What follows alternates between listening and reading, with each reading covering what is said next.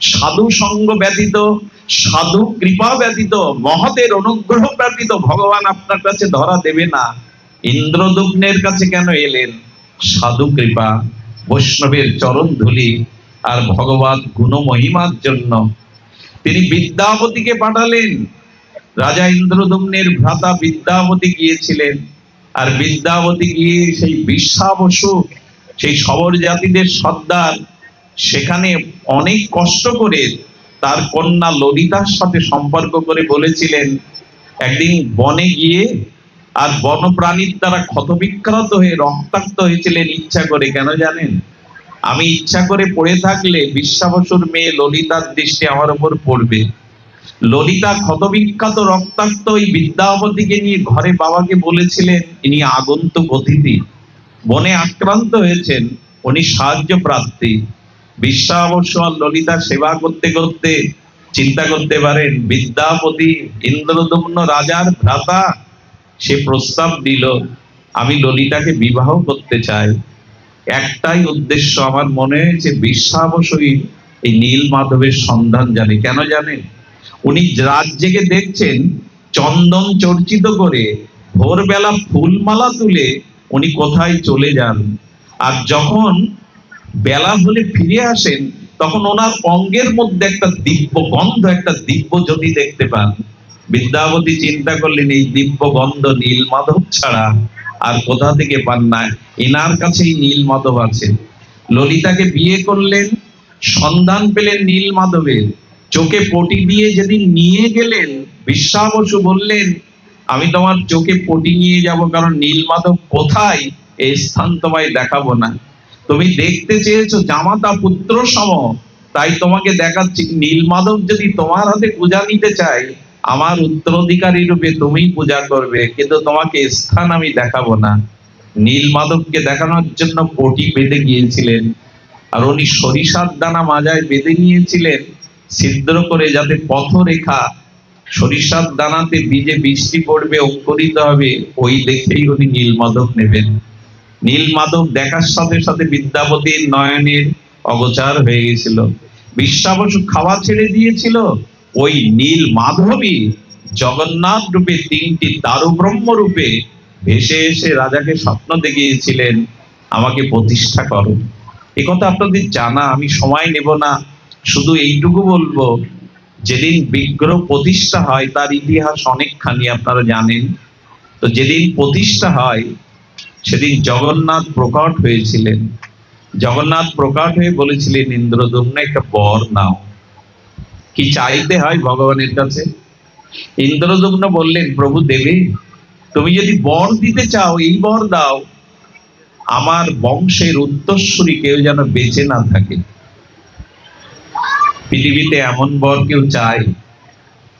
আমার বংশের উত্তর পুরুষ যেন কেউ জীবিত না থাকে। আচ্ছা বলুন তো, এরকম বর চাওয়ার কারণ কি? সজল নয়নে জগন্নাথের চোখে ছলছল করে উঠল জল। ইন্দ্রদম্নকে বলছেন এ বর কেন চাইলে তুমি? তোমার উত্তর পুরুষ কেউ জীবিত না থাকুক। বললেন প্রভু তুমি কৃপা করে প্রকট হয়েছ, প্রতিষ্ঠা পেয়েছ, আমার উত্তর পুরুষগণের মনে এই অভিমান আসতে পারে আমারই পূর্বপুরুষ জগন্নাথকে প্রতিষ্ঠা করেছে, জগন্নাথ মন্দির প্রতিষ্ঠা করেছে, এই অভিমান এলে যে তোমার চরণ ছাড়া হয়ে যাবে। তাই এই জন্য আমার দাবি আমার বংশের সকলেই তোমার চরণ পাক, কিন্তু উত্তর পুরুষগণ যেন এই অভিমান করার সুযোগ না পায়। এই মন্দির আমার পূর্বপুরুষ নির্মাণ করেছেন। কিছু মনে করবেন না, এই অনন্ত বিশ্ব ব্রহ্মাণ্ডের কুলমালিককে ৫,০০০ টাকা দান করে যারা প্লেট বসায়, এটা শাস্ত্রের অনুমোদন না। এভাবেই তো ভগবানকে ভালোবাসতে হয়, যাতে আমার বংশধররা কেউ অভিমান না করতে পারে আমার পূর্বপুরুষই এই মন্দির নির্মাণ করেছেন। কিন্তু পাশে গুন্ডিচা দেবী দাঁড়িয়েছিলেন, ওনার চোখে জল। কেন জানেন? মা তো মাতৃজাতি যদি মা ডাক না শুনতে পায়, মায়েদের চিত্তে এর থেকে বড় ব্যথা আর নাই। গুন্ডিচার চোখে জল দেখে জগন্নাথ বলছেন তুমি কিছু চাইবে না? তখন বললেন মা ডাক শুনতে চাই, কিন্তু আমার পতিকে তুমি বর দিয়ে দিলে আমার কোনো উত্তর পুরুষ আর আসবে না, বেঁচে থাকবে না। কিন্তু আমি যে জননী, আমি যে মা ডাক শুনতে চাই। তখন বললেন, বলো তুমি কি চাও, আমি তোমার ইচ্ছা পূর্ণ করব।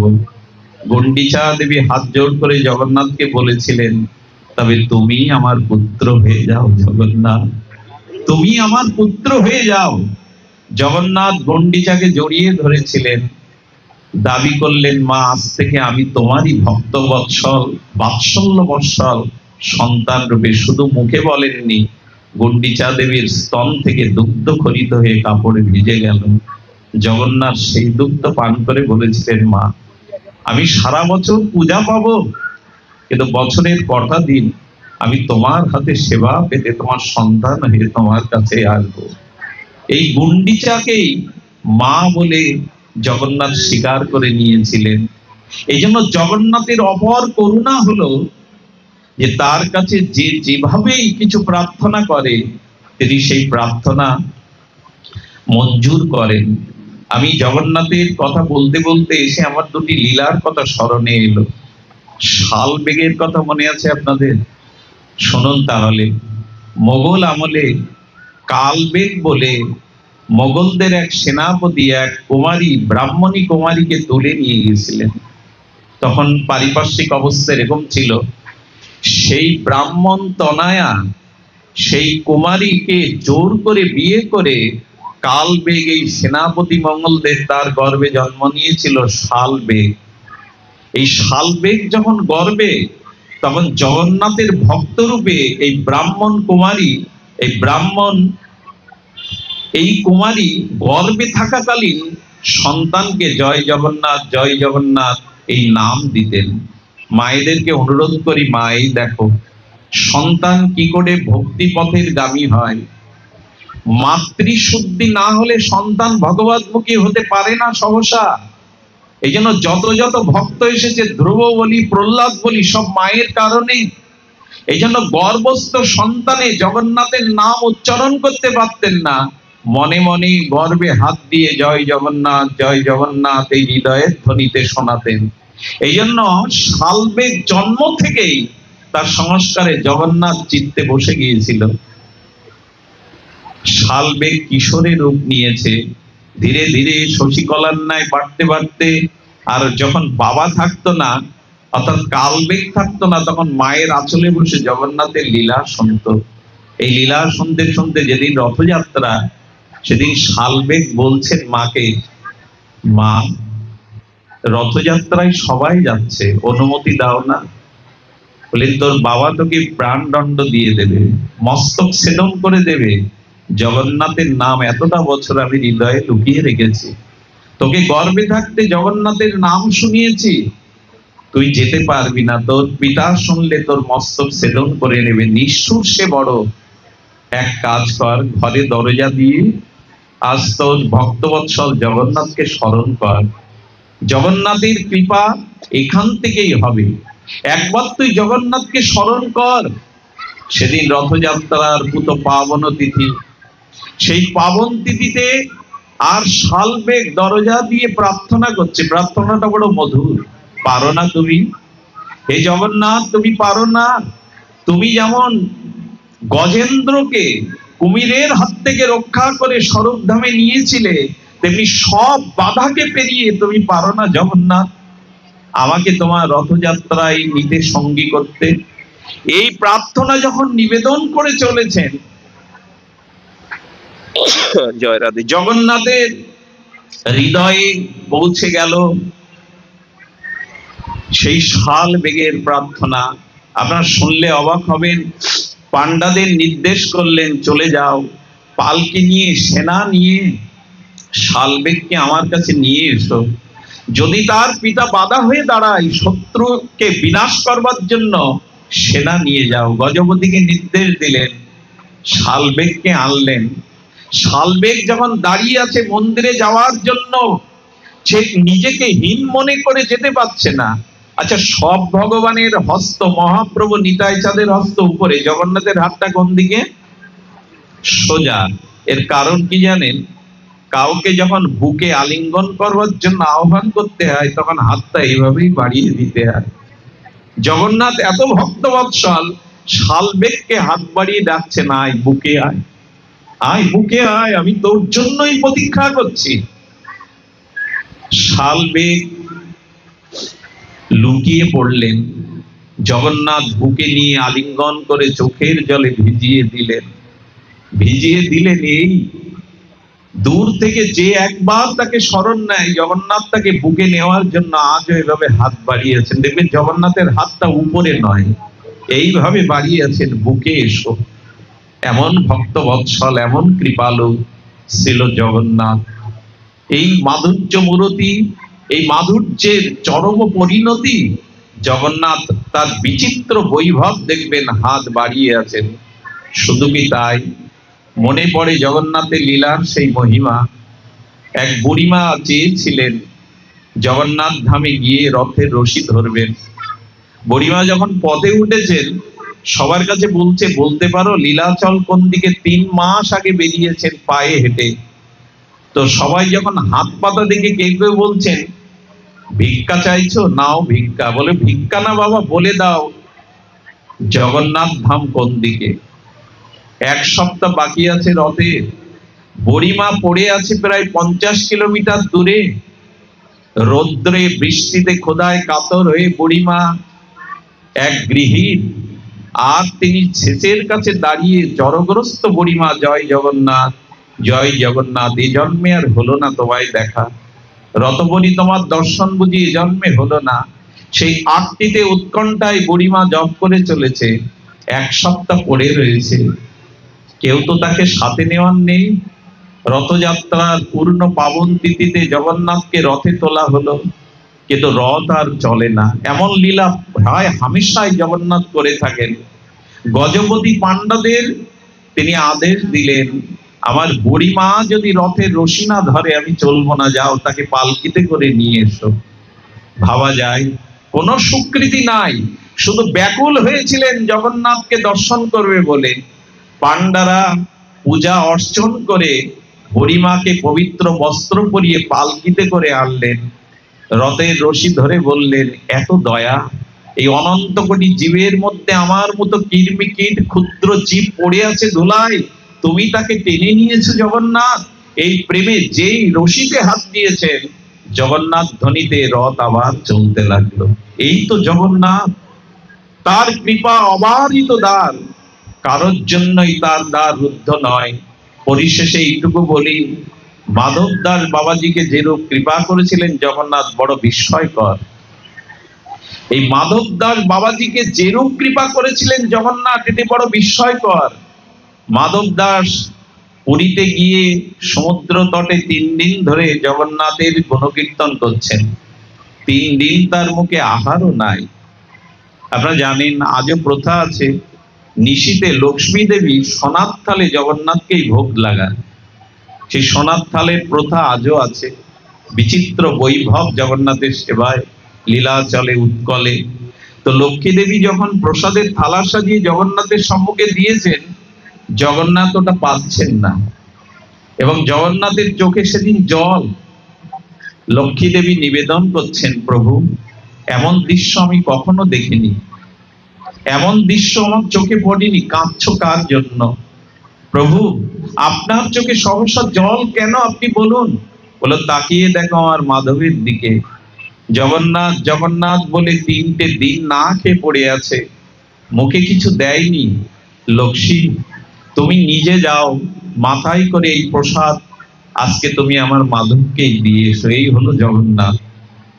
রাতে লক্ষ্মী দেবী তার জ্যোতিপুঞ্জ আলোকবর্তিকায় এসে থালটা যখন কুঠিরের সামনে দিয়ে গেলেন মাধবের, প্রসাদটা পেয়ে দেখলেন দিব্য গন্ধ আসছে। দেখুন, ভগবানের নিবেদিত প্রসাদের 3টে গুণ থাকতে হবে, না হলে সেটা ভগবান গ্রহণ করেননি। এক প্রসাদের মধ্যে একটা দিব্য গন্ধ পাবে, ওই প্রসাদ পেলে আপনার ভজন আগ্রহ কোটি গুণ বেড়ে যাবে। আর ওই প্রসাদের পেলেই আপনার চিত্তে একটা প্রসন্নতা আসবে, আনন্দের উৎস ধারা বইবে। এই 3টি লক্ষণ না থাকলে সেটি ভগবানের অধরামৃত নন, ভগবান সেটা আস্বাদন করেননি। তো আজ মাধব প্রসাদ পেয়ে থালাটা সমুদ্র থেকে মার্জন করে রেখে দিয়ে ভজন করছেন। শুনুন ঘটনা। সকালে জগন্নাথের পান্ডারা দেখছেন যে সোনার থাল চুরি হয়ে গেছে। চারিদিকে অন্বেষণ করতে করতে দেখলো মাধব দাস বাবাজির কুঠিরের মধ্যেই সোনার থাল। তাকে পিঠ মোড়া দিয়ে বেঁধে আনা হলো, তাকে স্তম্ভের গায়ে রেখে প্রহার করা হলো চাবুকের। একবারও বলে না যে আমি থাল চুরি করি। তিনি জানেন জগন্নাথের কি মনোভাবনা আমি জানি না, তার কি ইচ্ছা। মারতে মারতে ক্লান্ত হয়ে পান্ডারা বলছে ওকে বেঁধে রাখো, জগন্নাথের অভিষেকের সময় হয়েছে, তাকে শৃঙ্গার করার সময় হয়েছে, আমরা শৃঙ্গার করে এসে ওর বাকি সাজা প্রদান করব। আমার মুখে তো এসব কথা মানায় না, রহস্য শূন্য, ভক্তি শূন্য। জগন্নাথের শৃঙ্গার করতে গিয়ে পান্ডারা দেখছে জগন্নাথের পিঠে বেত্রাঘাতের চিহ্ন ফুলে উঠেছে। সেই বিগ্রহকে যারা এত ভালোবাসেন তারা এই রক্তাক্ত জগন্নাথের পিঠে আঘাত দেখে সহ্য করতে পারলেন না, লুটিয়ে পড়ে বললেন কে তোমায় আঘাত করলো? জগন্নাথ ওই যে তার অধরটা বড়, মুখটা বড়, কথা বলা ঠাকুর, বলেন একটু আগে তো তোমরাই মাধবকে পেটালে। মাধবের প্রতিটা আঘাত আমি আমার অঙ্গে নিয়েছি, কারণ ভক্ত যে আমার অভিন্ন হৃদয়, ভক্ত যে আমার হৃদয়। এই জগতে কেউ আপনার ব্যথা নিতে পারে না, পারে ভগবান। হরিদাস ঠাকুর নবদ্বীপে দেখছেন শ্রীমান মহাপ্রভু তপ্ত কাঞ্চন অঙ্গে, পিঠে বেত্রাঘাতের চিহ্ন। হরিদাস ঠাকুর মহাপ্রভুকে নিবেদন করছে, প্রভু তোমার এই প্রেমময় তপ্ত কাঞ্চন অঙ্গে কে আঘাত করলো? হরিদাস ঠাকুরকে মহাপ্রভু বলেছিলেন, হরিদাস 22 বাজারে যখন ওরা তোমায় বেত্রাঘাত করছিল, তুমি বাহু তুলে সুদর্শন ফিরিয়ে দিয়ে বলেছিল প্রভু ওদের কৃপা করো। হরিদাস আমার ভক্তের অঙ্গের আঘাত আমি যে পিঠ পেতে নেই, তোমার প্রতিটি আঘাত আমি আমার অঙ্গে নিয়েছি। মাধব দাসের দিকে তাকিয়ে পান্ডারা কাঁদছে, কে গো তুমি? তোমাকে মারলে জগন্নাথের অঙ্গে শ্রী অঙ্গে আঘাতের দাগ ফুটে ওঠে। এ কথাতে তো জগন্নাথের খুশি হওয়ার কথা মাধব দাসের। মাধব দাস মন্দিরে গিয়ে বলল এটা ঠিক করনি জগন্নাথ। সখা জ্ঞান করতেন, সখ্য ভাব ছিল। এখন আমাকে লোক প্রণাম করবে, আমার নামটা এভাবে কেন লোককে জানাতে গেলে? আমি তো বলিনি, আমি তো চুরির অপরাধ মেনে নিয়েছিলাম। দেখুন ভক্ত সম্মানের কাঙাল না। এই ঘটনার পর জগন্নাথকেই উল্টে বোঝাচ্ছেন মাধব দাস এটা তুমি ঠিক করনি। এখন তো লোক আমাকেই বড় ভক্ত রূপে পূজা করবে, সম্মান করবে। একদিন শীতের দিনে মাধব দাস শুয়ে আছেন, নিহার সিক্ত হয়ে মাধব দাসের গায়ে নিহার পড়ছে।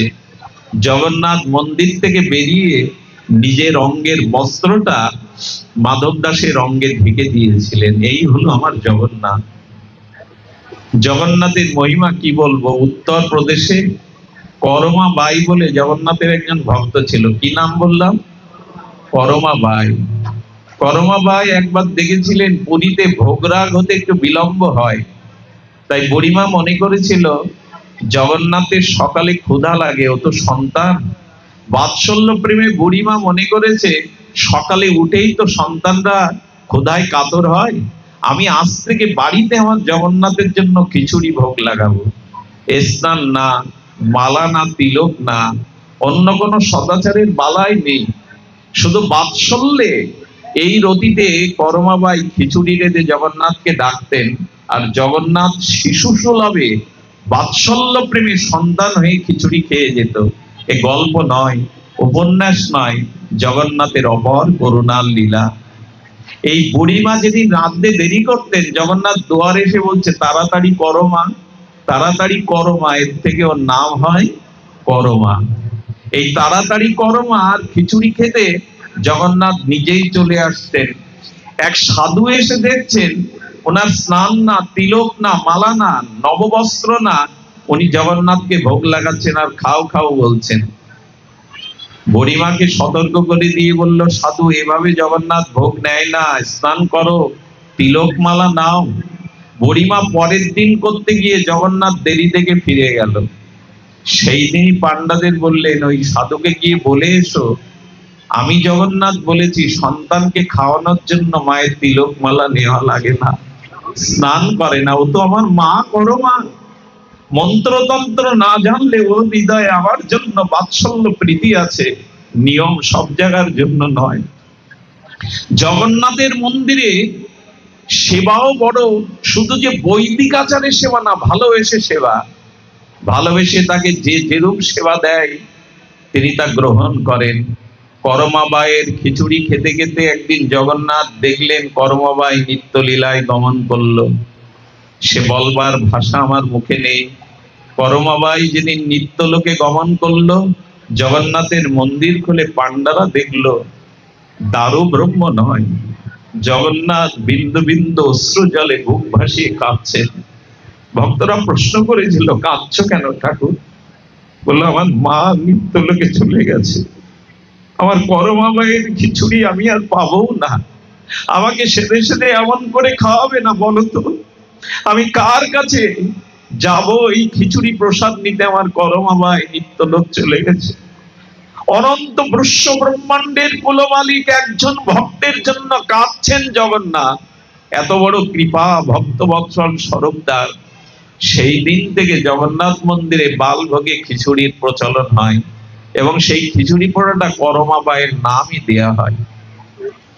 এই হলো জগন্নাথ।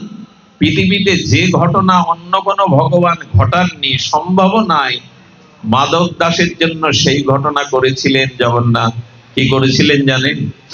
মাধবের সুনাম ছড়িয়ে পড়লো পুরীতে, লীলাচলে উৎকলে। এই জন্য মাধব কি করলেন? মাধব লীলাচল ছেড়ে জঙ্গলের মধ্যে বিগ্রহ নিয়ে অর্চন করতে লাগলেন। তুমি তো আমায় থাকতে দিলে না। বিগ্রহকে জঙ্গলের ঝোপঝাড়ের মধ্যে লতা পাতা দিয়ে কুঞ্জ করে রেখে অর্চন করতেন। কি বলবো আপনাদের, ধ্যান দিন এই কথার দিকে, লীলার দিকে। হঠাৎ করে অতি রক্তসার রক্ত আমাশা দেখা দিল মাধব দাসের। মাধব দাস রক্ত আমাশায় বারবার মলমূত্র ত্যাগ করে শৌচের জল শেষবার আনতে গিয়ে বালির মধ্যে পড়ে থেকে থাকলো। কাঁদছে আর বললেন, যদি সেবাই না হবে তুলে নাও না জগন্নাথ, এভাবে পড়ে রেখেছো কেন? তোমার সেবাই যদি না হয় আমাকে তুলে নাও। বারবার চোখের জলে যখন কাঁদছে, পাশ দিয়ে কাঠুরিয়া যাচ্ছিল। বাবা, এক ঘটি জল দেবে আমায়, মলমূত্র গায়ে লেগে আছে। বলে, চাকর পেয়েছো? মলমূত্রের শৌচের জল বয়ে দেওয়া মেতর পেয়েছো? গালি দিয়ে চলে গেল। সদীবৃন্দ, এভাবে যখন সারাদিন পরে কাঁদছে জগন্নাথ, এ শরীর ছাড়তে আমার আপত্তি নাই, তোমার সেবা যদি না হয় তবে শরীর রেখে লাভ নেই। যখন এইভাবে বলছেন, হয়তো হয়তো তোমার সেবার সুযোগ দাও। গোধূলি বেলা একটি মধুর কণ্ঠ ভেসে এলো, মাধব, মাধব, আমি শৌচের জল এনেছি। শৌচের জল নিয়ে মলমূত্র পরিষ্কার করছেন নিজে। মাধব দাস পেছনে তাকিয়ে দেখে আর কেহ না, তার সখ্য রসের আধার জগন্নাথই মলমূত্র পরিষ্কার করে দিচ্ছেন মাধব দাসের। কোন শাস্ত্রে, কোন ভগবান স্বরূপে এমন কৃপা আমি পাইনি। মলমূত্রকে পরিচ্ছন্ন করে দিচ্ছে সাক্ষাৎ জগন্নাথ। মাধব দাস ব্যাকুল হয়ে কাঁদছে আর বলছে, এত কলঙ্ক নিও না, এটা তোমার কাজ নয় জগন্নাথ, এই কলঙ্ক তুমি নিও না। তুমি কেন শৌচক্রিয়া করে দেবে আমায়? আচ্ছা, তুমি পারো না এইটা না করে, এই কলঙ্কটা না নিয়ে আমার রোগটা সারিয়ে দিতে পারো না? রোগটা সারলেই তো মিটে যায়। কি বললো জানেন জগন্নাথ? আহা, বলেন যে আমার ভক্ত হয় আমি তার প্রারব্ধকে নাশ করি না। জানো মাধব, এই প্রারব্ধটা আমি তোমাকে ভুগিয়ে নিচ্ছি। কারণ কি জানো? এই প্রারব্ধটা নাশ হলে তোমাকে আর আমি এই জগতে আনবো না, আমার নিত্য লীলায় নিয়ে নেব। একটা কথা বলি, নিজের কোন প্রারব্ধ ভগবানকে জানাবেন না। শুদ্ধ ভক্তরা এটাই বলে থাকে, প্রারব্ধটা ভুগিয়ে নাও যাতে জগতে আর না আসতে হয় মর জগতে। যদি আমার কর্মের কোনো প্রারব্ধ থাকে ভুগিয়ে নাও, আমি রাজি আছি। এগুলো ভক্তের কথা। গোবিন্দ কি করেন জানেন? ভক্তের চোখের জল মুছিয়ে দেয়, কিন্তু ঘুচিয়ে দেয় না। কাঁদো, আরো কাঁদো। এই জন্য নিজের কোনো দুঃখ কষ্ট ভগবানকে না জানিয়ে তার কৃপা মনে করে দুহাত পেতে বুক পেতে নেবেন, প্রভু এই জন্মে ভোগটা হয়ে যাক। অনাদি জন্মে কোনো না কোনো কর্মফলে প্রারব্ধ এসেছিল, এটা শেষ হয়ে যাক, আর যাতে না আসতে হয়। জগন্নাথের দিকে তাকিয়ে বলছেন, এ কাজ তুমি করতে পারো না? বললো, মাধব আমি তোমার রোগ সারাতে পারি। কেন সারাবো না জানো? আহা, ভক্ত আমাকে সেবা করে, মাঝে মাঝে আমারও তো স্বাদ হয় ভক্তকে সেবা করতে। আমি শুধু সেবা নেওয়ার জন্য দাঁড়াই না, ভক্তকে সেবা করবার জন্য আমারও মনে বড় স্বাদ জাগে। তোমার এই অসুস্থতা না এলে এই সেবার সুযোগ আমি পেতাম না মাধব। করতে দাও, আমাকে তোমার সেবা করতে দাও। আমাদের ভগবান পাষাণ প্রতিমা নয়, আমাদের ভগবান ভক্তাধীন ভগবান। আমাদের ভগবান ভক্তের পিছনে চলা ভগবান। উদ্ধবকে বলেছিলেন, উদ্ধব শোনো, আমি আমার ভক্তের আগে চলি না, ভক্তের পিছু পিছু চলি। উদ্ধব বলছেন, তার কারণ তুমি ভক্তকে শ্রেষ্ঠ মনে করো, শ্রেষ্ঠের অগ্রে চলতে নাই। বলেন, উদ্ধব তুমি ঠিক বলেছো, কিন্তু যথার্থ বলনি। উদ্ধব, আমি মনি শান্ত নির্বৈর এই জাতীয় শুদ্ধ ভক্তের পেছনে চলি কেন জানো? যাতে ভক্তের চরণ ধুলি উড়ে এসে আমার অঙ্গে লাগে। এমন ভগবান পাবেন? ভক্তের চাইলে, যে গোবিন্দ চাইলে আপনি আপনার পায়ের ধুলো দেবেন গোবিন্দকে। এই জন্য ভক্তের পেছনে চলেন কেন? যাতে ভক্তের চরণ ধুলি উড়ে এসে গোবিন্দের শ্রী অঙ্গে লাগে। কেন প্রভু? বলে একটি কারণে, একটি কারণ, আমার ভক্ত আমার কাছে ধর্মত্ব কাম মোক্ষ কিছুই চায় না, শুধু আমার সেবা ভিন্ন, আমার সুখ ভিন্ন, ভক্ত কিছু চাই না। তাই শাস্তি সারূপ্য সামীপ্য সালোক্য কোনো কিছুই আমি ভক্তকে দিতে পারি না। জানো, যে ঋণ হয়ে যায়, ঋণগ্রস্ত ব্যক্তি মহাজনের আগে চলে না, পিছনে চলে। আর ভক্তের ঋণ শোধ না করতে পেরে আমি মনে করি, যার কাছে ঋণী আপনি সেই মহাজনের যদি পায়ের ধুলো মাখেন, চরণে পড়েন, তবে সেই মহাজন কিছুটা আপনার প্রতি দয়ালু হয়ে যায়, ঋণ কিছুটা মহৎ করে দেয়। আমার ভক্ত আমার সেবা করে গেছে, কিছুই চাইনি, তা আমি ভক্তের ধুলি অঙ্গে মেখে বলি, আমি তোমার কাছে ঋণী, তাই তোমার চরণ ধুলি অঙ্গে মেখে আমি সেই ঋণ কিছুটা পরিশোধ করতে চাই। এত ভক্ত বৎসল, এত কৃপালু ভগবান আছে। এই জন্য মাধব দাসের শৌচক্রিয়ার জলও তিনি বয়ে দিলেন, তাকে এমনি করে সেবা করে জগতে দৃষ্টান্ত রাখলেন। তিনি ভক্তের ভগবান। আপনাদের মনে পড়ে জগন্নাথ পুরীতে একবার একজন ভক্ত, রঘু নামের ভক্ত, তিনি কলার খোসার একটা অংশ দিয়ে দুটো ফুল দিয়ে মালা করেছিলেন, আর সেই মালাটা জগন্নাথের গলায় দিয়েছিলেন। এই জগন্নাথের গলায় যখন গজপতি এসেছে, তখন পান্ডা মনে করেছে গজপতি রাজা যখন আসে তখন জগন্নাথের প্রসাদী মালা তার গলে দেয়া হয়।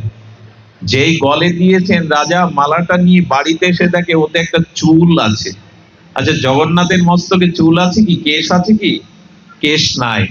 বলে, নিশ্চয়ই এ মালা জগন্নাথের নয়, অন্য কারো মালা আমাকে খুশি করাবার জন্য পান্ডা দিয়েছে।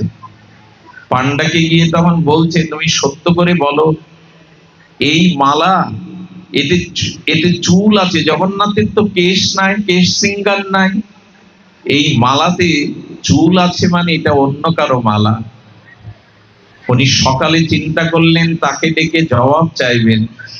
রাত্রে যখন কথাটা কানে গেল, আর জগন্নাথের মন্দিরে গিয়ে ভক্ত বলেছে, প্রভু প্রভু তাড়াতাড়ি এই মালা গাঁথতে গিয়ে একটা চুলও সাথে গিয়েছে, তুমি তো ভক্ত বৎসল, করুণা বারিধি, করুণার আধার, তুমি কৃপা করো। রাজা যখন গিয়ে বলেছে, স্বপ্নেতে বলছেন, রাজা আসলে জিজ্ঞাসা করে বললে জগন্নাথের চুল গজিয়েছে। এই জন্য চুল হয়তো মালার মধ্যে যেতে পারে, এত ভক্ত বৎসলতা জগন্নাথের। রাজা শ্রীমন্দিরের পেছনে তাকিয়ে দেখে না, ঠিক ঠিক জগন্নাথ তখন কেশ ধারণ করেই তাকিয়ে আছেন।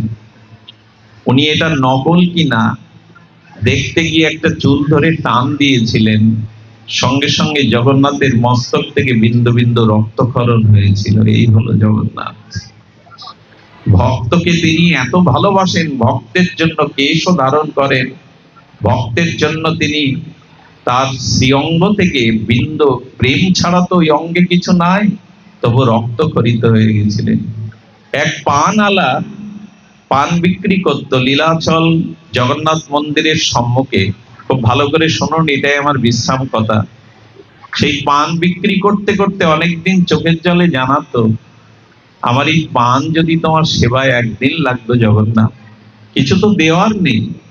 এইভাবে দিনের পর দিন মনের আরতি প্রার্থনা জানিয়ে গেছে।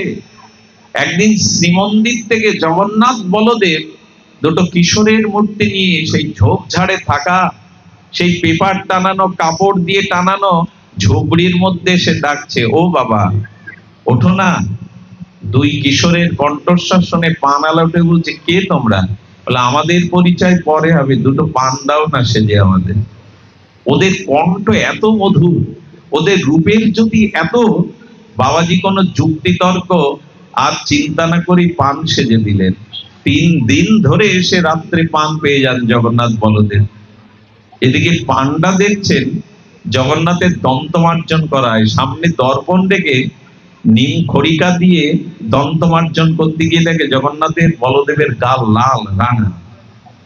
বলেন, এমন তো প্রসাদ দেয়া হয়নি, তাম্বুল তো দেয়া হয় না যেটা গাল ঠোঁট রাঙা হয়ে যাবে। সুধীবৃন্দ, 3য় দিনের মাথায় পান্ডা পূজারী পাহারা দিতে লাগলেন, জগন্নাথ কোথায় যায়, এই গাল কেন রাঙা হয়। উনি দেখলেন মধ্যরাত্রে বলরাম জগন্নাথ বেরিয়ে ওই ঝুবড়ির বাবাজির পানওয়ালা ঝুবড়ির মধ্যে গিয়ে পান খেয়ে চলে এসছে। পান্ডা গিয়ে পরের দিন সকালে চরণে পড়েছে পূজারী, বাবা এটি কি করছেন? আমি পানওয়ালা, ফুটপাতে বসা একজন মানুষ কাঙাল, আমাকে কেন প্রণাম করছেন? বলে, প্রণাম করছি কেন আমি তোমায় কাল জানাবো, তবে ধন্য তুমি। আচ্ছা, দুটো বালক এসে তোমার কাছে পান নিয়ে যায়, কোনো দক্ষিণা দেয়? বলে, দক্ষিণা ওদের মুখের দিকে তাকালে চাইতে ইচ্ছা করে না, দিতেও বড় আনন্দ হয়। বলে, আজকে একটা দক্ষিণা চাইবে তো, আজকে ওদের কাছে দক্ষিণা চাইবে, না হলে পান দেবে না। বলে, বাবা আপনার কথা আমি রাখবো। মধ্যরাত্রে এলো সেই জ্যোতিপুঞ্জ আলোকবর্তিকা দুটি কিশোর, আবার সেই একই চাওয়া। বললে, দেখো আমি তো পান বিক্রি করি, এতেই আমার সংসার নির্বাহ হয়, আমি প্রতিদিন কেন ফিরি খেতে দেব তোমাদের? আরে আমাকে তো কিছু দেবে তোমরা, তো আমাকে কিছু না দিলে আমি এভাবে তোমাদের পান সেজে প্রতিদিন তো দিতে পারবো না। জগন্নাথের গায়ের বস্ত্রটা মানে 19টা খুলে বললেন, এটা অনেক মূল্যবান, এটা রেখে পান দাও। সেই পান যেদিন নিয়ে গেল, সকালে পান্ডা গিয়ে দেখলেন জগন্নাথের গায়ে সেই দামি বস্ত্রখণ্ড নাই। রাজা প্রতাপ গজপতিকে ডেকে আর সেই পানালার কাছে এসে বললেন, ধন্য তুমি, ধন্য। আমি প্রমাণ করতে চেয়েছিলাম এরাই জগন্নাথ বলদেব কিনা। কারা আসে জানো তোমার কাছে? এই দেখো জগন্নাথের বস্ত্রই তোমাকে দিয়ে পান দিয়ে গেছে। বলরাম এবং জগন্নাথ তোমার কাছেই পান খেতে আসে। বহুদিনের ইচ্ছা আজ বুঝি ভক্তবাঞ্ছা জগন্নাথ তোমায় পূর্ণ করেছে। আমি আপনাদের কাছে নিবেদন করব, এই ছিল জগন্নাথ আমাদের যে ভগবৎ স্বরূপে, শুধু একটু ভক্তিটুকু তাকে দিন। হৃদয়ের নিগড়ানো সমস্ত অনুরাগ প্রীতি অন্যখানে দেবেন না। ব্রহ্মার স্তুতিতে বলেছিলেন, তাবৎ গ্রাহ্যস্তেনা কারাগৃহং গিরাম তাবৎ মোহনী কর যাবৎ কৃষ্ণ নতে জনা। ব্রহ্মা বলেছিলেন, যতদিন হৃদয়ের ভালোবাসা কৃষ্ণ তোমাকে না দেবে, ততদিন সংসার হবে কারাগার, ততদিন তাদের হাতে উঠবে মায়ার শৃঙ্খল বেড়ি, আর তাদের মন হয়ে যাবে চোর। মনে কোনো সন্তোষ বুদ্ধি, মনে কোনো দয়া সরলতা থাকবে না যদি যাবৎ কৃষ্ণ নতে জনা। যদি ভগবানকেই অনুরাগটা না দিতে পারেন, ভগবানকেই প্রীতিটা না দিতে পারেন, তবে সংসার হবে কারাগার, আর মোহের শৃঙ্খল উঠবে আমাদের হস্তপদে, আর আমাদের মনটা সদ্বৃত্তিগুলো হরণ হয়ে অসদ্বৃত্তি আসবে। তাই আপনাদের কাছে অনুরোধ করেছিলাম, সংসারের বস্তুর মধ্যে সুখ নাই, এই অনুভূতি আনা কষ্ট।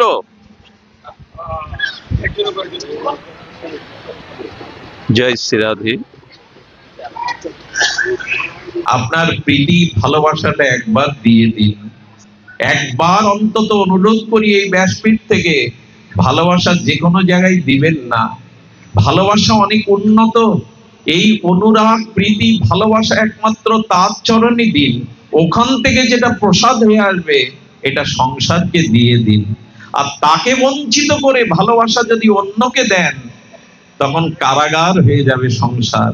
হাতে উঠবে মায়ার শৃঙ্খল, পায়ে উঠবে বেড়ি। আমাদের চিত্তটা তখন দুষ্ট বুদ্ধিতে ভরে যাবে, সরলতা নিষ্কপটা শ্রদ্ধা থাকবে না।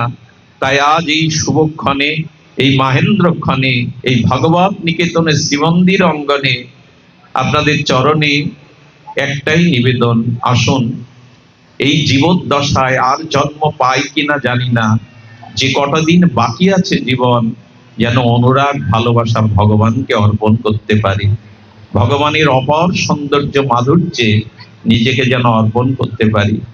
আমি কুমিল্লায় আগে একবার এসেছি, এইখানে আমি আসি না ভয়ে। যদি বলেন কোন ভয়, আমি অত্যন্ত মূঢ়, লেখাপড়া না জানা, নর্দমার বিষয় কি। এই কুমিল্লা অঞ্চল অনেক সমৃদ্ধশালী অঞ্চল, এখানে ঐশ্বর্য, শিক্ষা, সংস্কার, ঐতিহ্য অনেক উন্নত, ইতিহাস অন্তত তাই বলে। এই জায়গায় আসতে গেলে, আপনাদের মতো সুধীজনদের হৃদয়ে আনন্দ দিতে গেলে যে দরকার সাধনা যোগ্যতা, সেটা আদৌ এই জীবনের নাই। তবু একটা আশায় বুক বেঁধে এসেছিলাম যে আপনারা ভগবানকে ভালোবাসেন। আপনাদের উদারতা দেখে যদি বলেন সব জায়গায় গিয়েই তো তোমরা সেই জায়গার প্রশংসা করো না, কেন জানি না, আজ এখানে আমার এই উপলব্ধি হচ্ছে, এই মাটিতে কিছু মেশানো আছে, এই মাটির মধ্যে কিছু মাধুর্য আছে। আমি আমার যোগ্যতা আর কেউ না জানুক, আমি তো জানি, আমার স্তর আমি জানি, কিন্তু হরি কথায় আপনাদের এত আসক্তি, এত প্রবল পিপাসা, এটি এই জন্মের একটি পরম পাওয়া, চরম পাওয়া। আপনারা একে অপরের পাশে থাকুন, আপনারা ভগবান প্রকৃতির পথে চলুন, এমনি করে ভগবানকে ভালোবেসে জীবনের বাকি সময়টা অর্পণ করে দিন, এই প্রার্থনা জানিয়ে সর্বাঙ্গীন জগন্নাথের বিশেষ কৃপা আপনাদের উপর বর্ষিত হোক। আর একটা দক্ষিণা আপনাদের কাছে চাইবো আমি, সেই দক্ষিণাটা আর কিছু নয়, কাল থেকে যদি এক মালাও ভগবানের নাম জপ করেন, অর্থ নয়, বস্ত্র নয়, এই দক্ষিণে একটু ভগবানকে ডাকুন, একটু ভগবানকে স্মরণ করুন। তিনি ছাড়া হৃদয়ের জন বলে তো আর কেউ নেই। এ আমার আবেগ নয়, এ আমার আপনাদের হৃদয় দুর্বল করার কথা নয়, কারণ জগতের সৌন্দর্য সত্য চির শাশ্বত যদি কিছু থাকে তো শ্রী ভগবানের নাম, সেই নামটি কাল থেকে গ্রহণ করুন। আর ছোট্ট নিবেদন, দূরে বা কাছে, দৃশ্য অদৃশ্য যারা দূরে দাঁড়িয়ে আছেন, এই বাতাসে আপনাদের চরণ ধুলি উড়িয়ে আমার মস্তকে দিয়ে আমাকে একটু কৃপা করুন, যেন আপনাদের চরণ সান্নিধ্যে এমনি করে গৌর গোবিন্দের কথা আবারও আস্বাদন করতে পারি। সবার মঙ্গল কামনা করে আমি কি বলবো, আমাদের দীপক দাদাজি